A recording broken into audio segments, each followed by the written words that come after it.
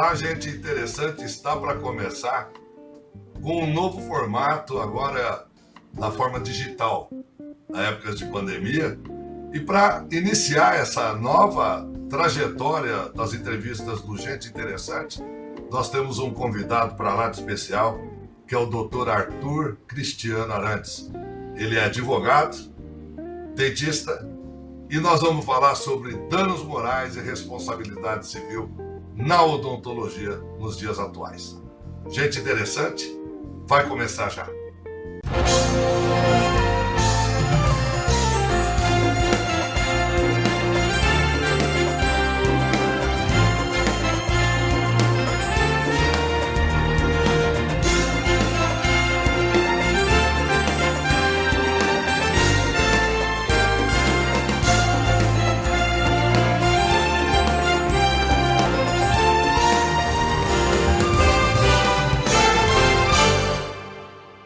Então hoje a gente está recebendo o Dr. Arthur Cristiano Arantes. Ele é dentista, advogado e ele é coordenador da CPA e ouvidoria e professor assistente do Centro Universitário de Rio Claro, Claretiano. E ele tem um vasto currículo na área de odontologia e na área de consultoria empresarial, na área de coaching e consultoria para advocacia e odontologia. Nós vamos falar muito sobre isso, perguntar e nos informar muito através de danos e responsabilidade civil. Eu quero te agradecer a sua gentil presença, Arthur. É uma alegria reencontrar você. Meu querido presidente, né? Meu amigo Cassis, né? Sempre para mim vai ser o presidente, desde os nossos tempos de faculdade, né? Nossas viagens a São Paulo, é muito, muito bom reencontrá-lo e para mim é um prazer imenso poder estar aqui. Muito obrigado.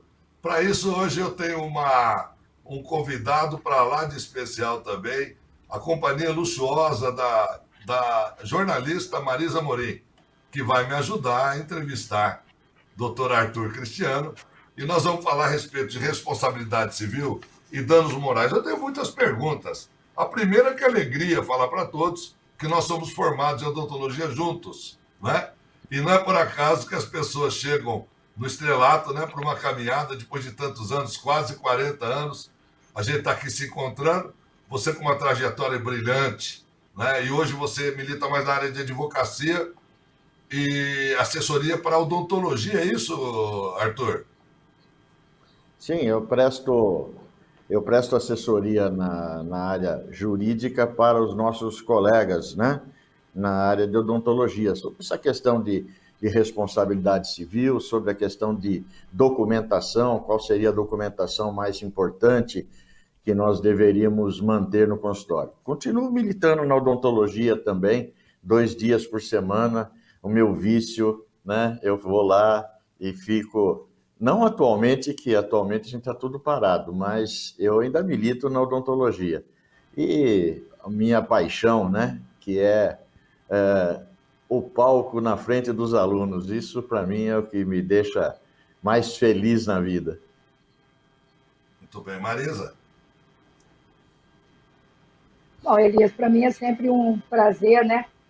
Participar aqui do Gente Interessante hoje, participando ao teu lado aí da entrevista com o doutor Arthur, que é dentista, é advogado, especialista aí em erros médicos, odontológicos, e sem dúvida vai dar uma boa conversa.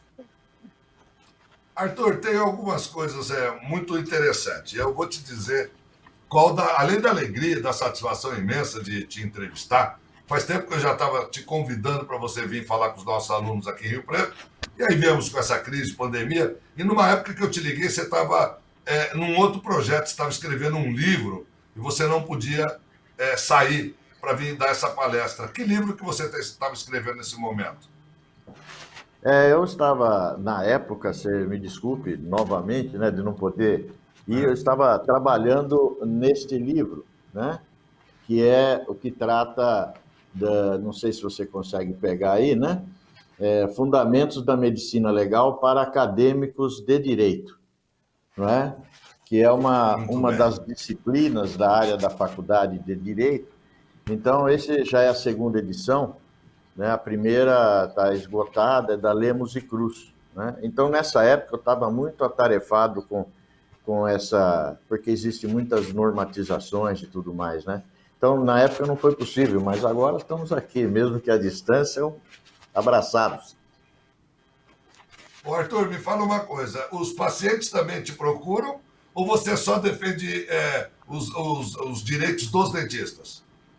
Não, na realidade eu não trabalho com os pacientes, eu trabalho só com os nossos colegas, né?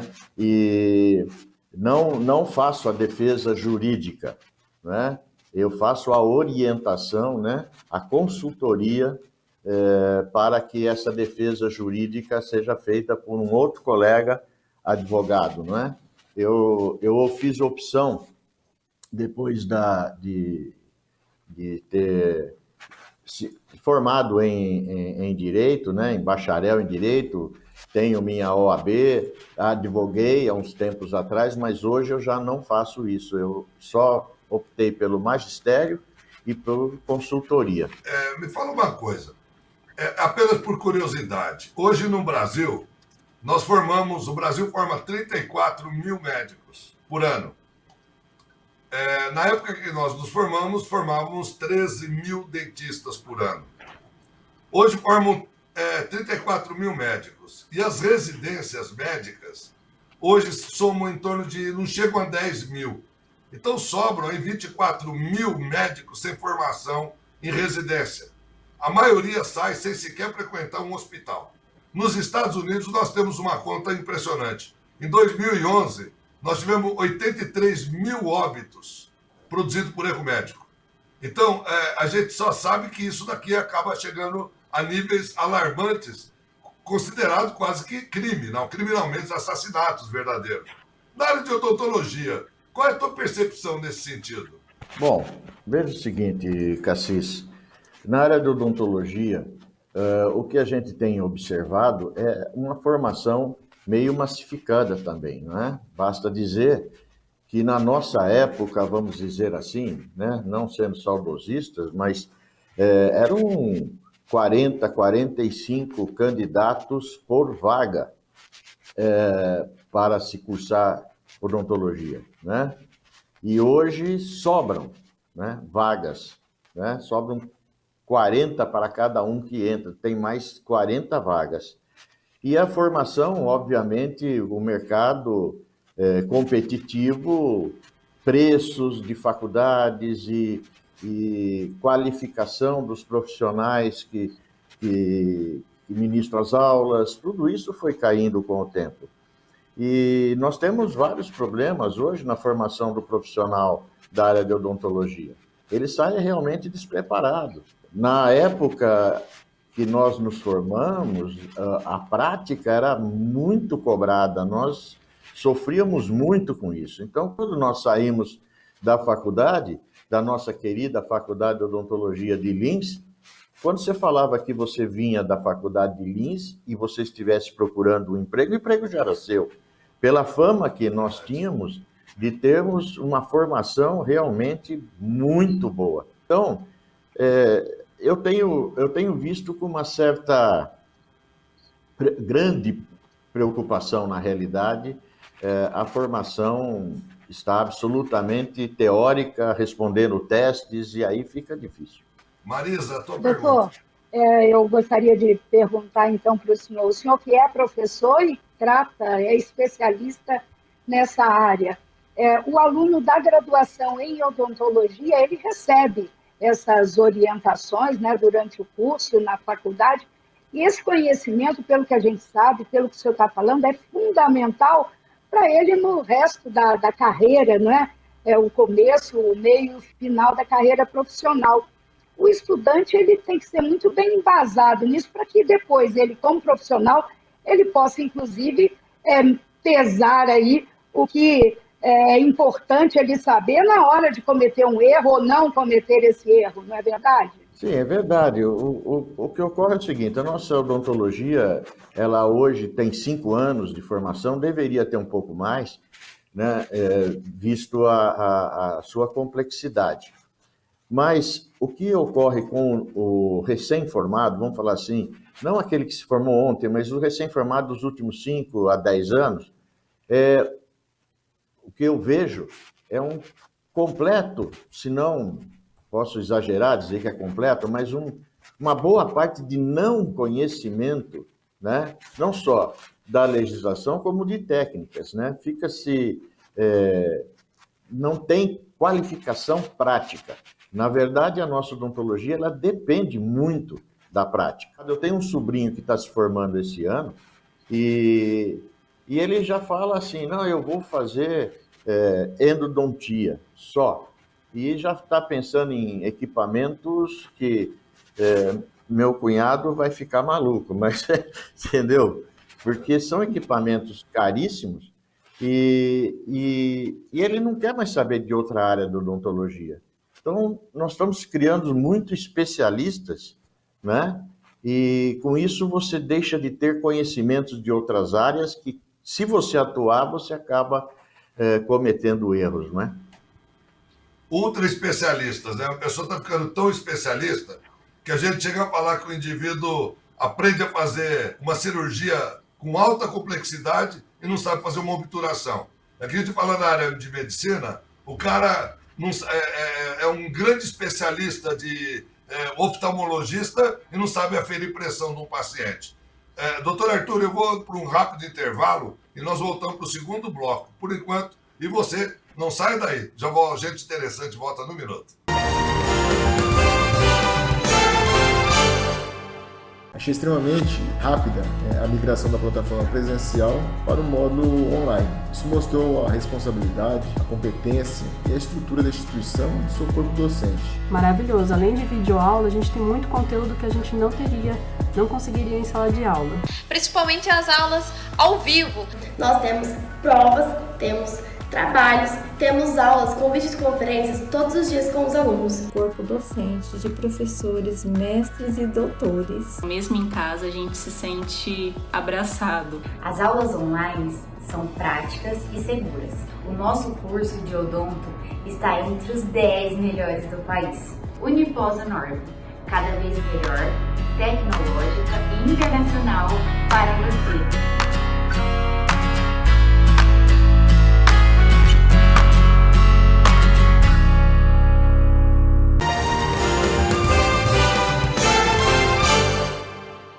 Gente interessante está de volta e hoje nós estamos recebendo um convidado muito especial, o Dr. Arthur Cristiano Arantes. Ele é advogado, dentista e trabalha nas duas áreas e trabalha na intersecção das áreas, que é fazendo consultoria jurídica para dentistas. E nós estamos seguindo, no último bloco nós estávamos falando a respeito da formação dos dentistas e o seu preparo para o mercado de trabalho.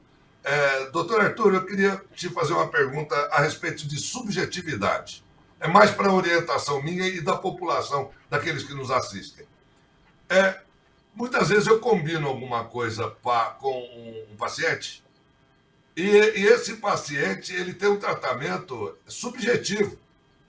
Eu vou fazer o meu melhor, mas a gente sabe que ali nós temos um problema que sangra, nós temos um problema que tem imunologia, nós temos um problema que rejeita, nós temos um paciente que às vezes é rebelde e não segue orientações, e nós temos também limitações da própria odontologia ou limitações dos próprios recursos.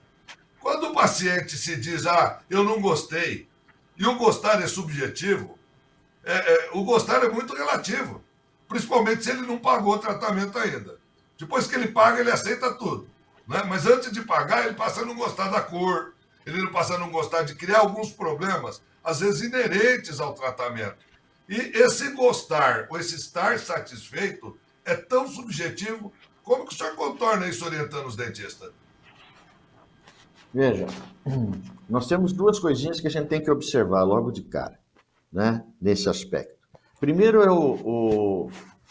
o paciente tem que ter um conhecimento, né, esclarecido sobre o que vai ser executado. Então, essa é a primeira situação. Então, ele vai te dar ele tendo esse conhecimento, ele vai te dar uma resposta melhor, né? Ele vai ter esse consentimento dele, é um consentimento muito esclarecido, né? Então, esse é o primeiro elemento, né? Esclarecer exatamente o que vai ser feito e as possibilidades de interocorrências, não é? O segundo elemento, e é primordial, é documentar tudo, né? Tudo. Exagerar mesmo até na documentação. Eu tenho visto casos aqui que eu chego e não existe sequer uma radiografia pele apical. O resultado, como que você vai se organizar nesse sentido, né? Então, esse é o primeiro passo. Porque o paciente hoje ele é bem mais esclarecido, ele é bem mais exigente, né? E nós temos o malévolo, né? Aquele que tudo é motivo de indenização, tudo é motivo de criar algum tipo de desconforto ao profissional. Porque, veja, se você faz uma promessa, você cria uma expectativa, né? Aí entra a tal da subjetividade, né? Um exemplo assim, olha, você vai rejuvenescer 20 anos com essa prótese. Bom, não vai acontecer isso nunca, né? E aí termina e o cara olha no espelho e continua com seus 60 anos, não tem jeito de voltar para os 40, né? Então, ele vai ficar insatisfeito, né? Olha, seu sorriso vai ser um sorriso de artista. O sorriso de artista que ele tem na cabeça é diferente do seu sorriso de artista, né? O que é? Muito subjetivo. E aí, então, ele não fica satisfeito. E é onde começa a ter problemas. As questões financeiras são questões comerciais, efetivamente, né? Guardado algumas restrições do nosso Código de Defesa do Consumidor, né? A questão de cobrança, essas coisas, é uma relação comercial mesmo, né? Mas essa subjetividade se ajuda, se resolve, esclarecendo bem o paciente para ele te dar um conhecimento, uma autorização esclarecida. Ele sabe realmente o que vai ser feito. Marisa. Na indicação do senhor, quando o senhor conversa com um colega, não é? O senhor orienta que esse prestador de serviço, esse cirurgião dentista, ele refaça, no caso de algum procedimento que não foi combinado ou não ficou do jeito combinado.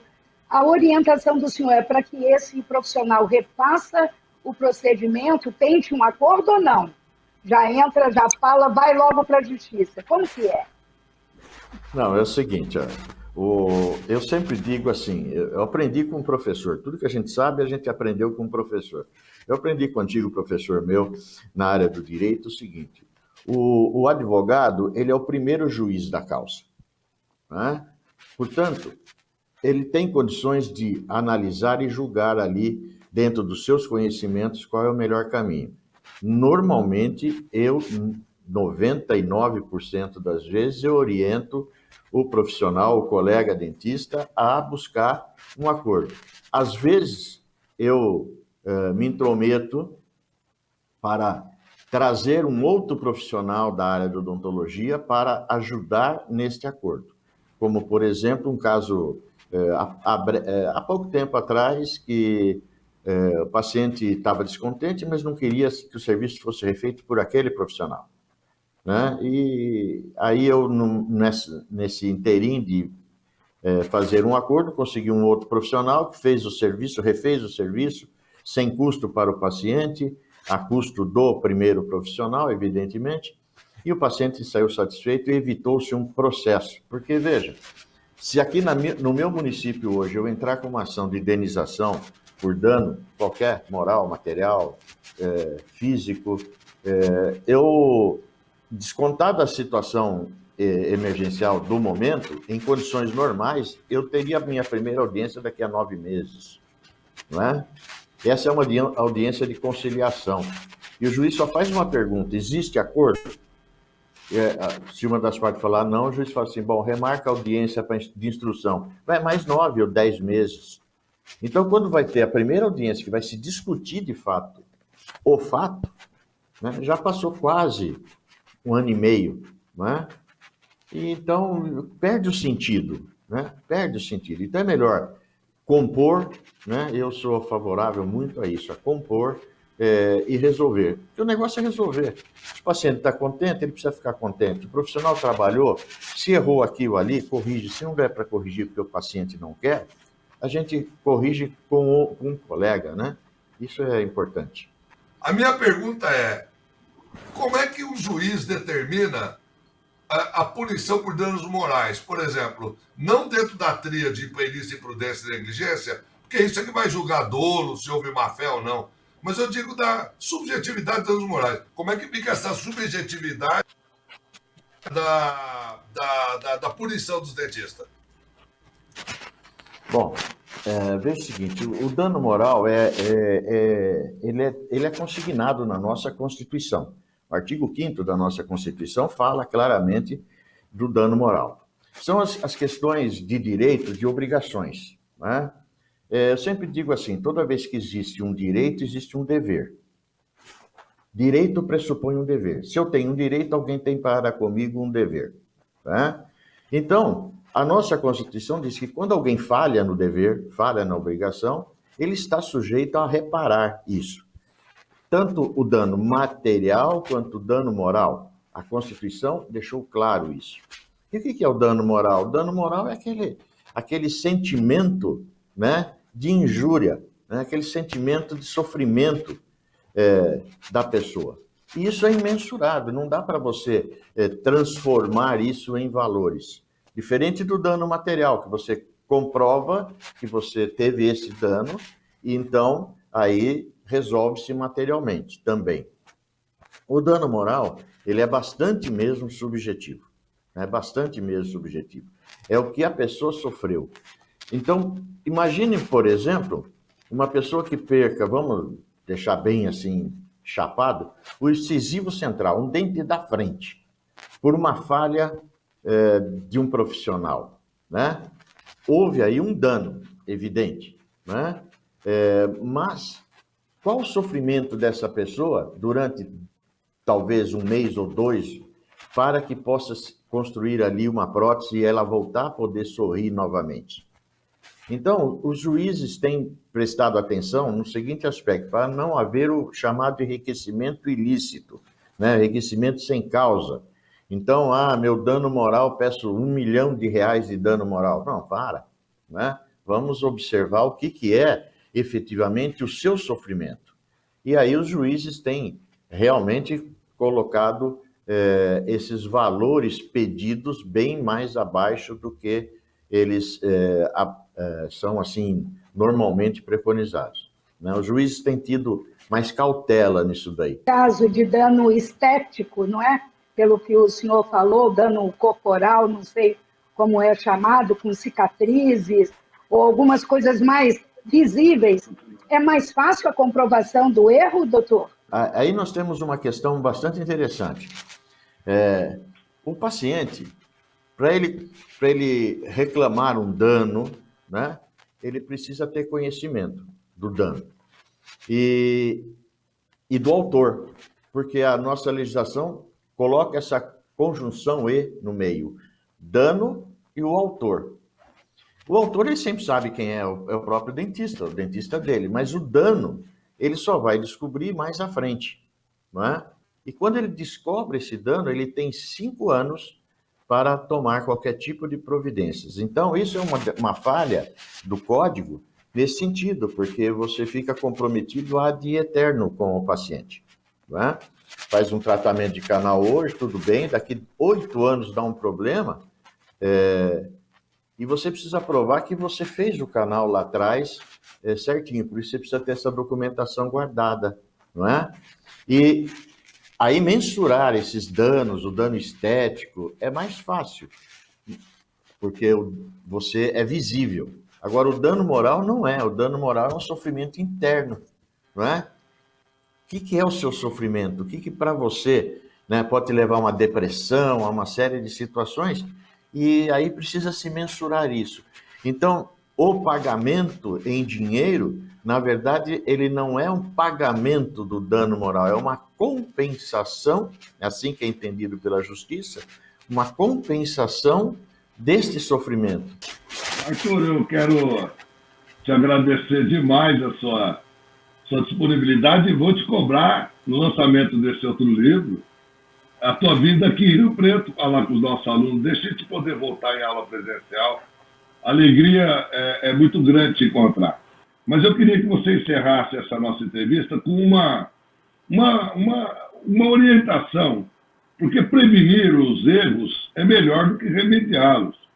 Se você pudesse falar tanto para o dentista como para o paciente que está te ouvindo, como que os dois devem se proceder no momento de contratar o serviço para que os dois saiam satisfeitos e que não tenham problema futuro? Qual seria a sua orientação para os dois? Veja o seguinte, primeiro, Cassis, eu quero agradecer a oportunidade de poder estar aqui com vocês, né? E com a dona Marisa, né? É um prazer. Mas se eu pudesse ter a oportunidade de conversar com os dois, paciente e profissional, numa única conversa, eu diria o seguinte, primeira coisa, né? Para o profissional, uma palavra do meu querido professor Dr. Olavo, não olhe o seu paciente como um cifrão, ele é uma pessoa, né? E essa pessoa tem um sofrimento e está te procurando para isso, não é? Então, essa é a primeira situação que eu falaria para o colega, né? Para o paciente, ao você chegar ao seu profissional, entenda que isso é uma relação personalíssima, é uma relação de confiança. Portanto, o diálogo é a coisa mais importante. Vocês conversarem sempre. Profissional, explique tudo o que está fazendo ou o que pretende fazer. Se der um erro, fale do erro, né? Não tem problema. Aconteceu isso, é uma intercorrência, vamos resolver, certo? E, principalmente, o que eu mais vejo, principalmente nos consultórios dos mais antigões como os nossos, a documentação é horrível, né? Documentar, fazer uma ficha correta, fazer o procedimento correto, tomar a assinatura, o visto do paciente a cada sessão, o que você fez, o que você pretende para a próxima sessão, quais são as expectativas. Então, o diálogo é a coisa mais importante, né? Então, uma anamnese bem feita, né? Uma ficha clínica bem detalhada, tudo isso é muito importante para o profissional e também para o paciente. Eu adoraria um dia dar uma palestra, a minha palestra dura mais ou menos 1h e pouco, né?